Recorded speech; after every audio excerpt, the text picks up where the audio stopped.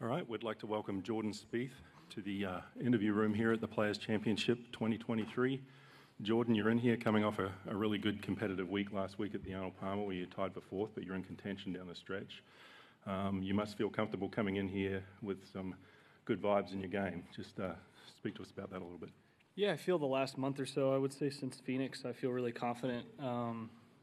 Been pushing what I've been working on and pushing the same thing, and it's my ball striking and driving has been really nice. I got a little off last weekend in that front, and then made some strides in on the greens, and felt like last week was kind of the first week after an off week where I really got into kind of a different setup position and felt really pretty confident about hitting my start lines. And each round I got progressively better last week on greens that are typically get more difficult as the week goes on.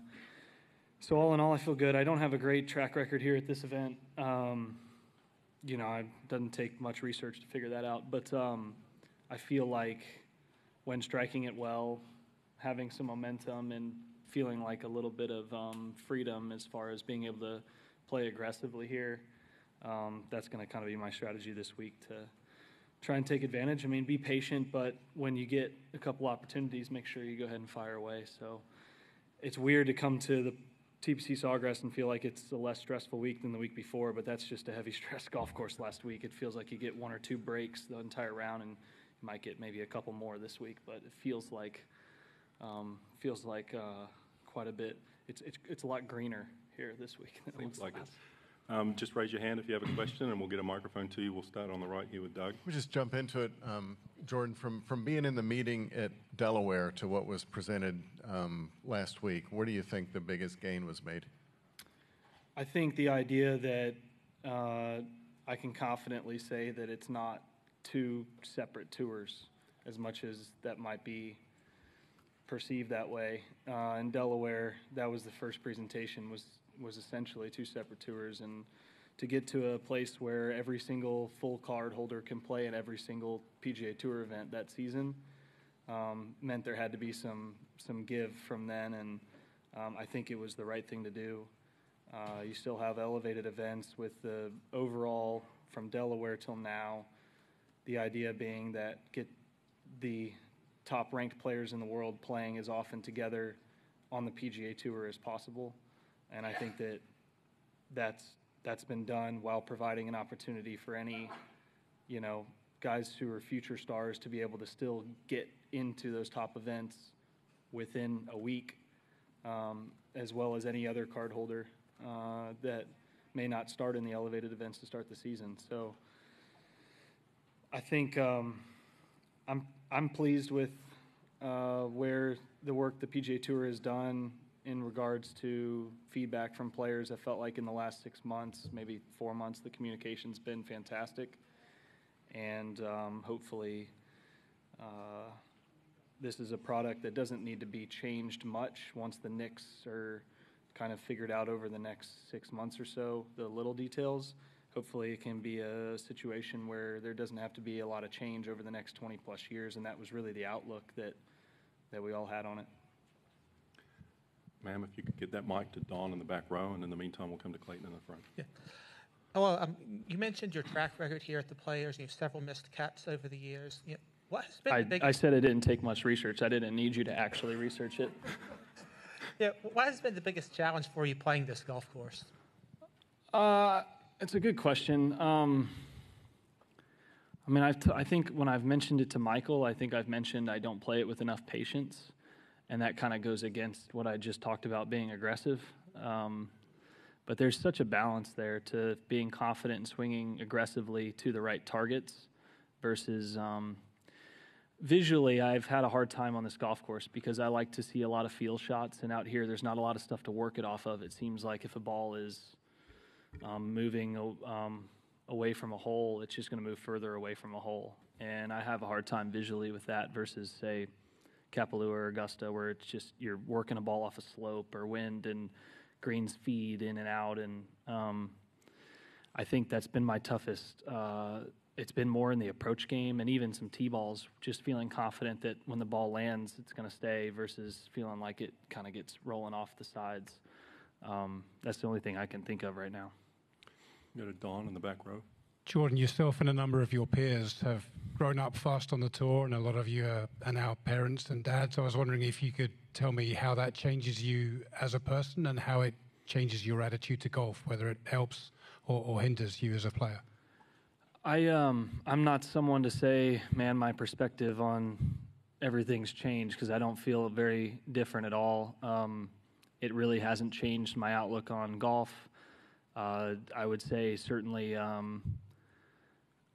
there are times where I probably go home sooner than I would because I'm excited to go home and hang out with the little man, but at home. But, you know, that time is more valuable than any other time I could spend doing anything else, and I'd prioritize that as best I can while still trying to be the best player in the world. So it's somewhat of a balancing act in that regard, but it's been incredible. First part of your question was just how it's changed as a person. I still feel like I'm 21 and shouldn't have a kid sometimes, and then sometimes I feel like 50 and I could have a grandkid. You know, I just I talk with Annie, and we're like, man, it's just kind of crazy that, you know, that he's our kid. You know, that just happened so fast, and I know everyone says that, and so we're trying to soak it in, and it's just a lot of joy. It's really a lot of fun. He's a really happy kid, and that's really fun to be around. He's always smiling and laughing, and I like messing with him. Now he's kind of stable enough to be able to kind of wrestle around with, and it's a blast. Right. Sorry, if golf's sort of less important, does that maybe enhance your performance? Yeah, I didn't mean to infer that it would be less important. More so that there's just nothing more important than that to me. I don't think if you find any way to make golf easier, I'm all ears. I think that it certainly makes the off days, you know, days like Sunday where I was pretty disappointed when I finished, and then, you know, he's walking to me and giggling because he saw me, you know, it changes your mood pretty quickly. And the good days are just as good or better. So in that regard, yeah, it makes life itself more enjoyable, which was already pretty good. We'll go to Alex on the left here. Yeah, Jordan, you just mentioned the fact that getting the best players together more often was the impetus behind these elevated events.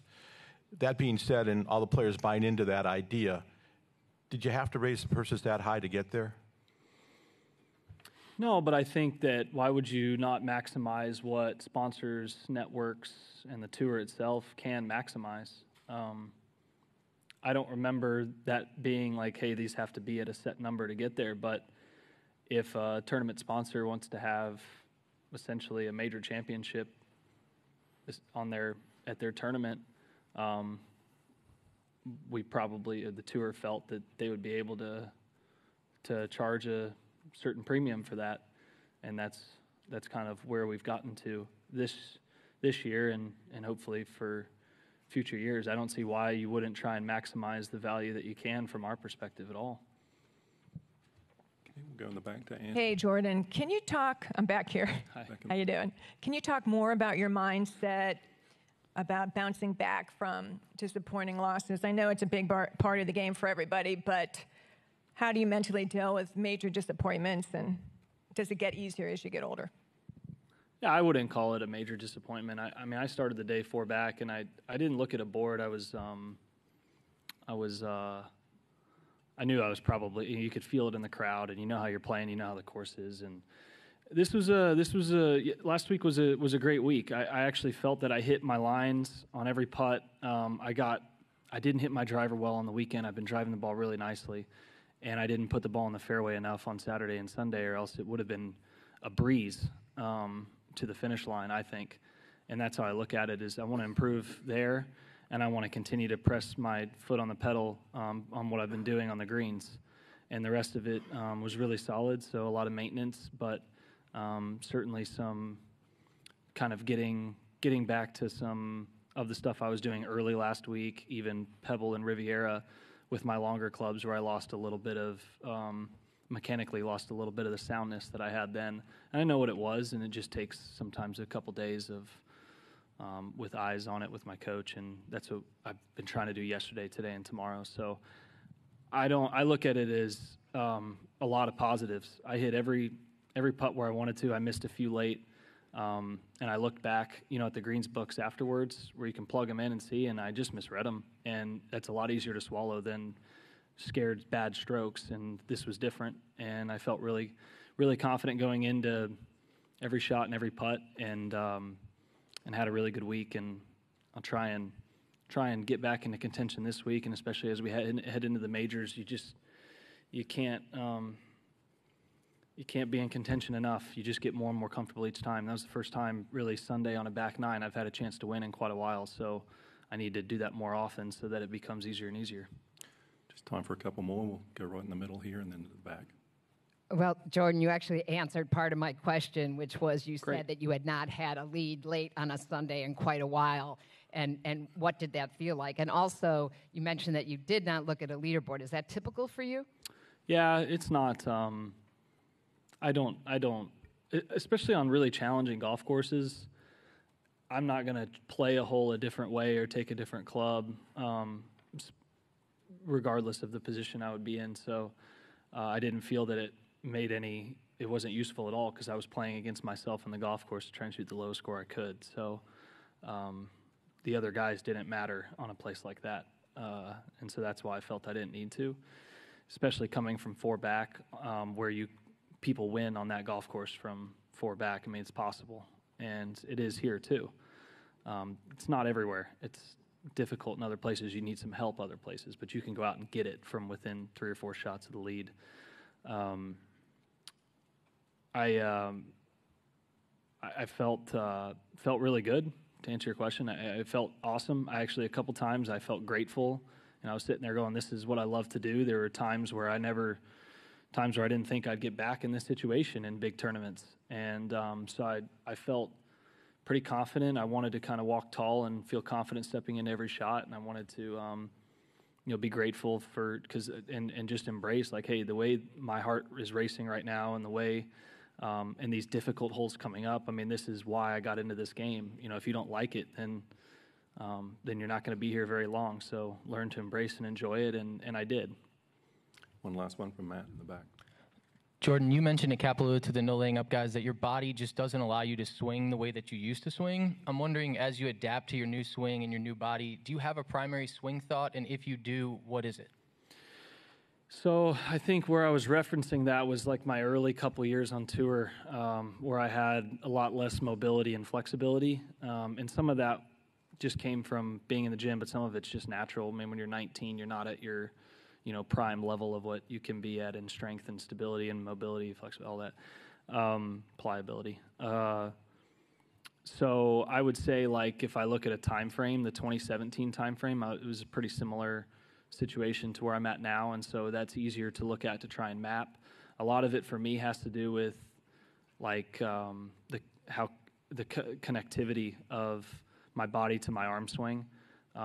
So being really stable if I set the club and the backswing appropriately, I typically strike the ball really well, but I have a difficult time in the last, however many years of really setting it where I wanted to, and a lot of it had to do with injury and weak grip and a bunch of stuff I could talk to you for an hour about. But more recently, it's just trying to, in my rehearsals or practice swings, it's just very, very connected and around me, where my arms don't feel like they get away from my body at all. And when I do that correctly, it seems pretty simple to hit my start lines. And when I hit my start lines well, I typically play well. Thanks, Jordan. We appreciate your time Thanks. and enjoy the challenge this week. Appreciate it.